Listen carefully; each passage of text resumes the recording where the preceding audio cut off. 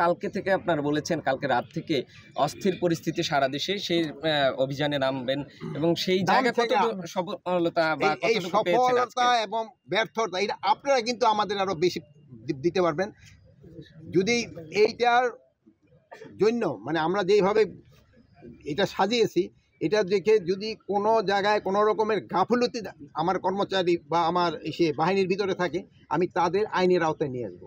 এখানে কাউকেই ছাড় দেওয়া হবে না, কাউকে কোনো এইটা পুলিশ হোক, বিডিআর হোক, র্যাব হোক, তারপরে আনসার হোক বা কারা হোক, যারা এটা মানে ঠিকমতো তাদের কাজ যদি কেউ না করে তাদের আমরা আইনের আওতায় নিয়ে আসি। গতকাল বিকেলে ব্রিফিং করেছিলেন, আজকে সকাল পর্যন্ত কি আপডেট আছে আপনার কাছে?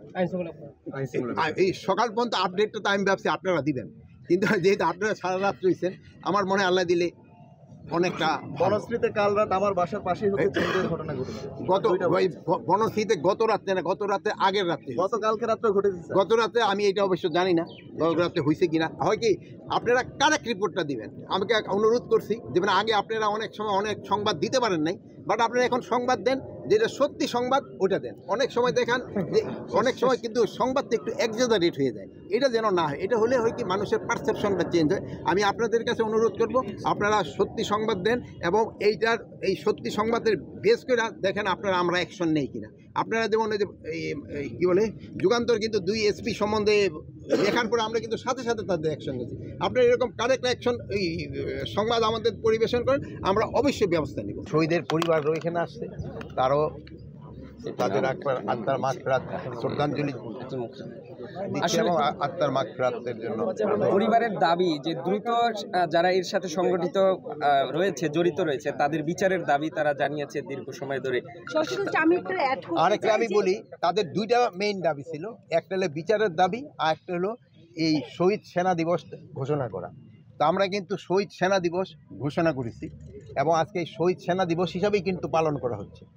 আর আরেকটা দাবি ছিল যে বিচার, ওই জন্য কিন্তু আমরা কমিশন করে দিয়েছি এবং কমিশনের 24শে জানুয়ারি থেকে মনে হয় শুরু হয়েছে কমিশনের কাজ। এটা তাদের 3 মাস সময় দেওয়া হয়েছে, তাদের রিপোর্টের বেসিসে আমরা যারা যারা দোষী সাব্যস্ত হবে তাদের বিচার আওতায় নেওয়া হবে। একটা প্রশ্ন করতে চাই, সেটা হলো যে হত্যা মামলার কার্যক্রম অনেকটাই রায় হয়ে গেছে, হাইকোর্টে আছে, কিন্তু বিস্ফোরক মামলার সাক্ষ্য গ্রহণটা দীর্ঘদিন স্থগিত ছিল। হত্যা মামলায় যারা খালাস পেয়েছিল বা যাদের সাজাভোগ শেষ হয়েছে তারা বিস্ফোরক মামলার জন্য বিডিআর জন যারা এখনও জেলে আছে, সেই ক্ষেত্রে আপনারা আসলে সাক্ষ্য গ্রহণটা নিয়মিত কীভাবে করেন? বিস্ফোরক মামলায় মানে হত্যা মামলা যাদের সাজা হয়েছিল তারপরে বিস্ফোরক মামলার জন্য কিন্তু অনেক দিন তাদের সাজা ভোগ হওয়ার পরেও কিন্তু জেলে ছিল, কিন্তু তাদের কিন্তু অনেকেরই জামিন হয়ে গেছে। এখন আরও যদি এরকম থাকে কোর্ট বসলে, এটা যেহেতু আমাদের হাতে না, এটা সম্মানীয় কোর্ট যদি তাদের জামিন দিয়ে দেয়, জামিন দিয়ে দিবে তাদের। স্যার, গত 15 বছরে আওয়ামী লীগ কেন এই দিবসটিকে শহীদ সেনা দিবস হিসেবে ঘোষণা করতে পারেনি, আপনি কি মনে করছেন? বিচারিক প্রক্রিয়া চলেছে, কিন্তু সঠিক বিচারের যে প্রশ্নটা এখন উঠছে সেটিকে আসলে আপনি কিভাবে বিবেচনা করেন? এখন এরা গত 15 বছর কেন এটা ডিক্লেয়ার করে নাই এটা তো আমার পক্ষে বলা সম্ভব না।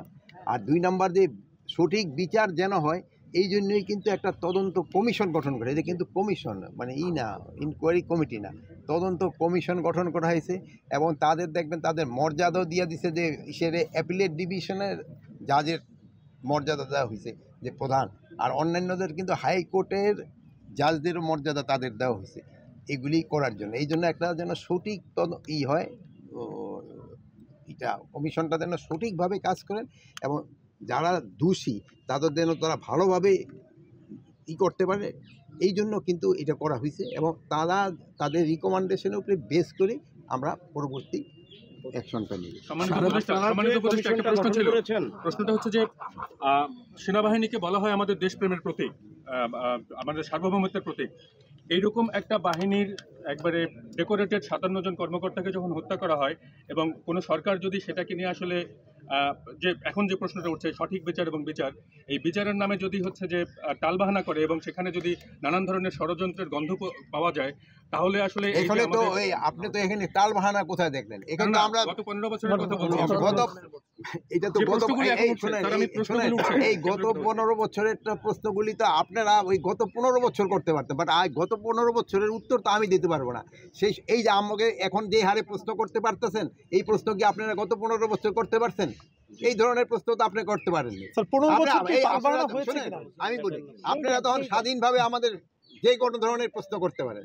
আগে যে কত ঘটনা ঘটছে গত 15 বছর, আপনারা অনেক সময় মিডিয়া দিতেও পারেন নাই। আপনার ইচ্ছা ছিল, আপনার বুক ফেটে গেছে কিন্তু প্রকাশ করতে পারেন নাই।